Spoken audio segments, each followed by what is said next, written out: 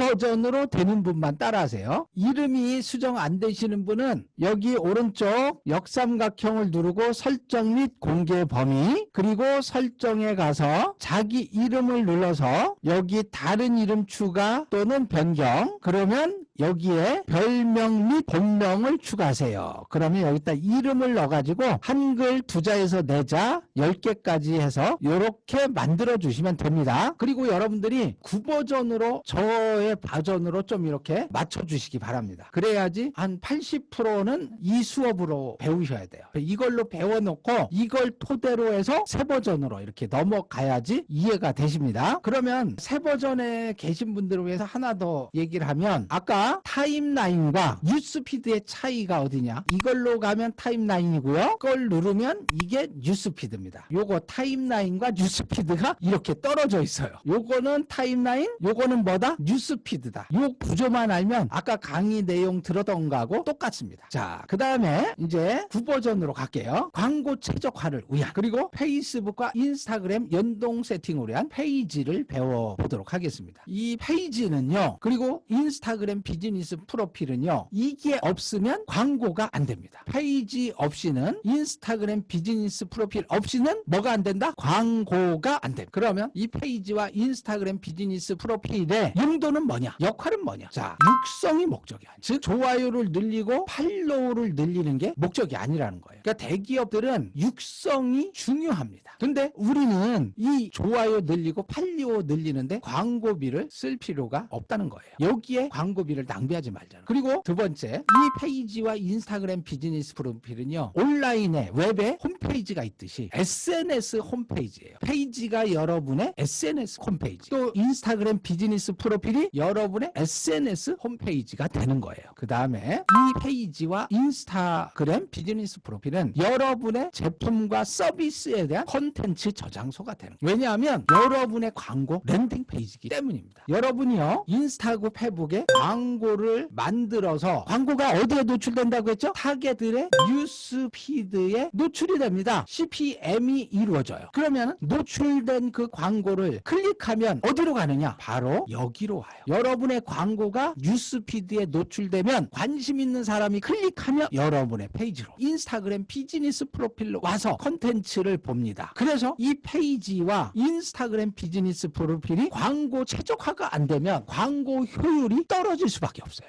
제가 많은 기업들을 컨설팅하고 광고가 실패하는 원인을 보니까 이 페이지와 인스타그램 비즈니스 프로필을 컨텐츠 저장소의 기능을 상실했어. 그래서 여러분들이 페이지를, 인스타그램 비즈니스 프로필을 쫙 늘리는 게 아니라 여러분의 컨텐츠 저장소로, 여러분의 SNS 홈페이지로 제대로 꾸미고 운영을 해주셔야지 광고를 통해서 유입되는 여러분의 잠재 고객들을 잡을 수가 있다는 거예요. 이게 이제 여러분들의 페이지와 인스타그램 비즈니스 프로필을 운영하는 이유고 목적이다 라고 정리를 하겠습니다. 자, 그 다음에 이제 지금 페이지부터는 인스타그램을 위해서 페이지를 배웁니다. 인스타그램과 페이스북을 연동 세팅하는 것들을 우리가 이제 하도록 합니다. 이제부터 페이지부터 인스타그램과 페이지를 연동하는 5대 연동 세팅을 여러분들이 진행을 하게 됩니다. 자, 이게 이제 여러분들이 이 배우는 목적이에요. 그래서 이제 페이지를 열게요. 지금 보니까 9버전으로 계신 분은 오른쪽에 역삼각형에서 여러분들의 페이지를 열어주세요. 신버전으로 계신 분은요, 여기를 누르시면 왼쪽에 이 페이지 깃발을 누르면 여러분이 관리 중인 페이지 리스트가 뜹니다. 그래서 그걸 눌러서 페이지를 열어주시기 바랍니다. 그러면 저는 다시 9버전으로 돌아갈게요. 자, 먼저 여러분들 페이지를 다 여셨죠? 메뉴 구조를 설명드릴게요. 상단 메뉴가 있습니다. 여기에서 받은 메시지와 설정을 배우실 겁니다. 먼저 받은 메시지함, 이걸 눌러주세요. 여러분들 페이북은요, 메시지가 3가지가 있습니다. 자, 하나는 페메, 두 번째 페이지 메시지, 세 번째 DM.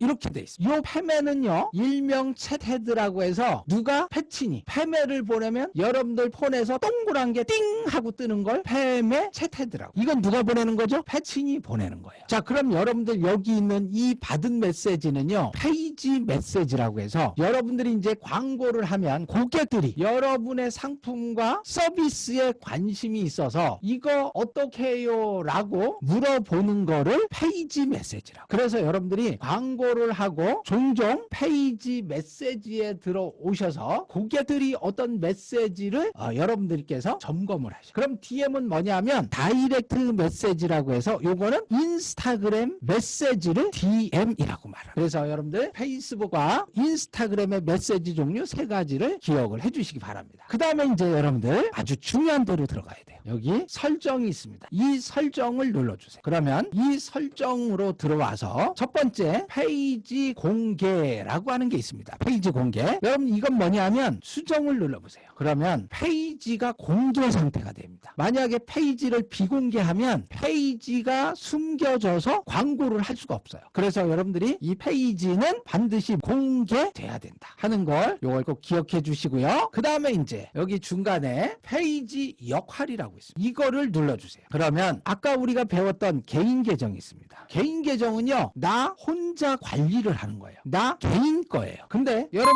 페이지는요, 이거는 비즈니스용. 그러다 보니까 이 페이지를 누가 만들었죠?